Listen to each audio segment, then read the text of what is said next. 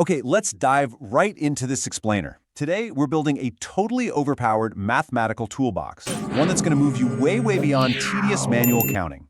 Look, if you've ever stared at a really complex system and wondered exactly how many different ways it could possibly be arranged, you already know that simply tallying things up by hand, yeah, that stops working very quickly. But don't worry, today we are absolutely going to fix that. So let's start with the core problem here. Manual counting is just an absolute nightmare when you're faced with massive real-world scenarios.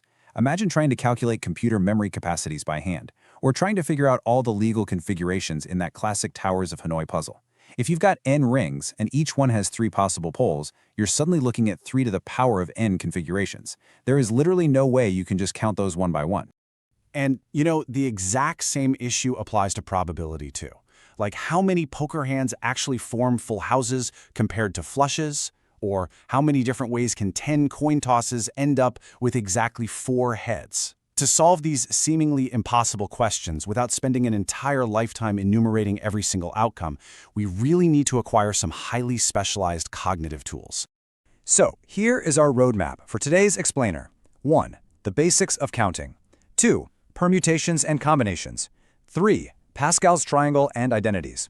4. The Inclusion-Exclusion Principle. And finally, 5. The Pigeonhole Principle. Let's get to it. Starting off with Level 1, the basics of counting. Now, what's kind of wild is that the most complex algorithms in computer science actually rely on just 2 foundational concepts. First up, the products rule. You use this when you're performing independent tasks at the exact same time.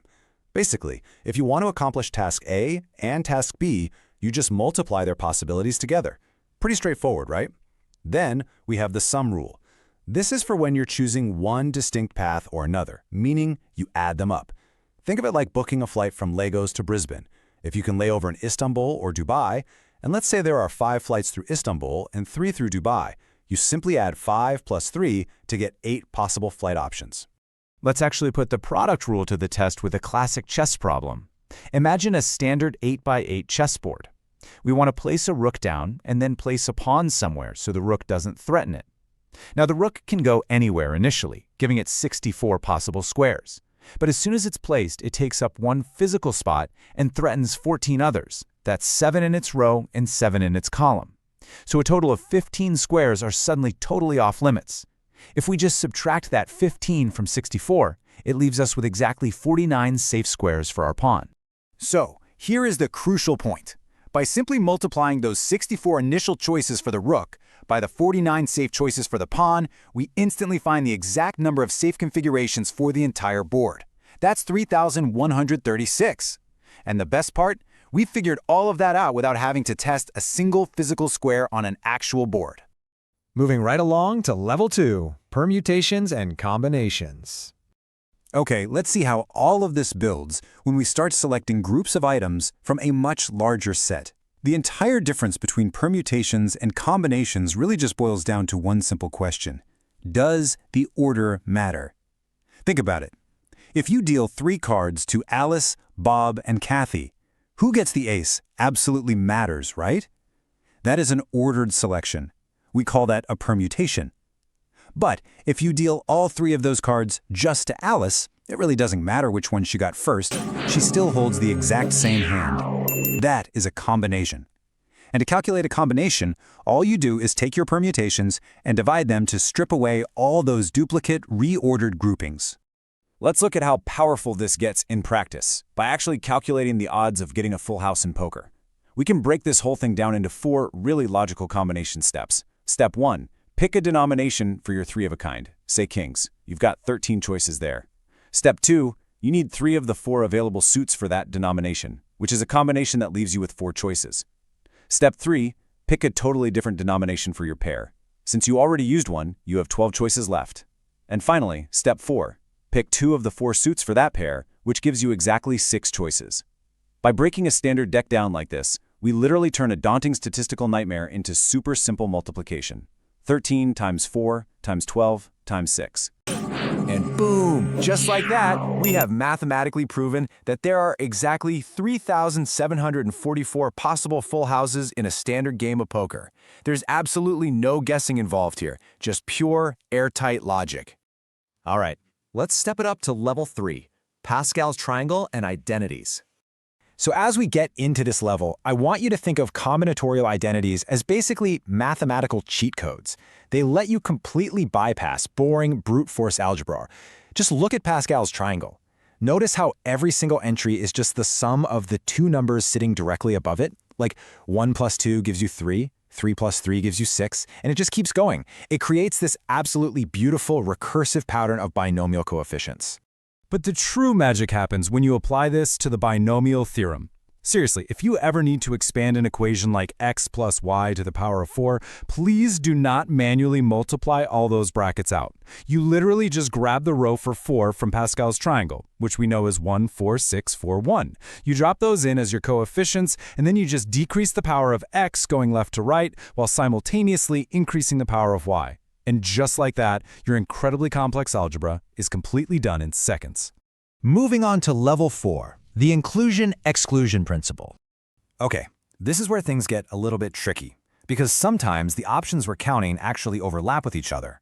This is exactly where the Inclusion-Exclusion Principle saves the day. Let's say we want to find out how many positive integers up to 100 are multiples of either 2 or 5. Well, if we just blindly use our basic sum rule, we'd add up the 50 multiples of 2 and the 20 multiples of 5. But wait a second. Numbers like 10, 20, and 30 exist in both groups because they're multiples of 2 and 5, which means we just counted them twice. So, to fix our overcounting, we absolutely must subtract the overlapping multiples of 10. So 50 plus 20 is 70, minus the 10 overlapping multiples of 10, right? That perfectly balanced equation leads us to exactly 60 positive integers. It just goes to show how incredibly elegant and totally necessary set subtraction really is when you're dealing with overlapping groups. And finally, we arrive at level 5, the pigeonhole principle. This is our final tool. And honestly, it's a proof technique that might seem incredibly obvious at first glance, but it actually reveals some astonishing truths about probability. Just think about it like this. If you have fewer holes than you have items to put into them, it is an absolute mathematical certainty that at least one hole is going to end up sharing its contents. Put simply, if you've got 3 pigeons and only 2 boxes for them, one of those boxes is definitely holding at least 2 pigeons. They're just going to have to get real comfortable with each other. Let's apply this new rule to a really fun, real-world scenario. Imagine you're standing in a massive room filled with exactly 800 people. How many of those people are mathematically guaranteed to share the exact same birthday? To solve it, we just use the 800 people as our pigeons, and the 366 possible days of a leap year as our pigeonholes. So, since 800 divided by 366 is slightly over 2, we do what's called taking the ceiling, which just means we round up to the next whole number. And by doing that one simple step, we instantly prove that at least 3 people in that room absolutely must share a birthday. Honestly, no matter how those birthdays are distributed, there is no way around that mathematical guarantee. Now that you've got a handle on everything from permutations and Pascal's triangle all the way to the pigeonhole principle, what complex real-world mysteries are you going to unlock next? I really hope this explainer has transformed how you view mathematics, because these aren't just dry textbook formulas. They are literally the architectural blueprints of computer science, probability, and logic. They give you the absolute power to look at a totally chaotic world of endless possibilities and confidently determine exactly what is going to happen. So, what are you going to count next? Keep exploring, and I'll catch you next time.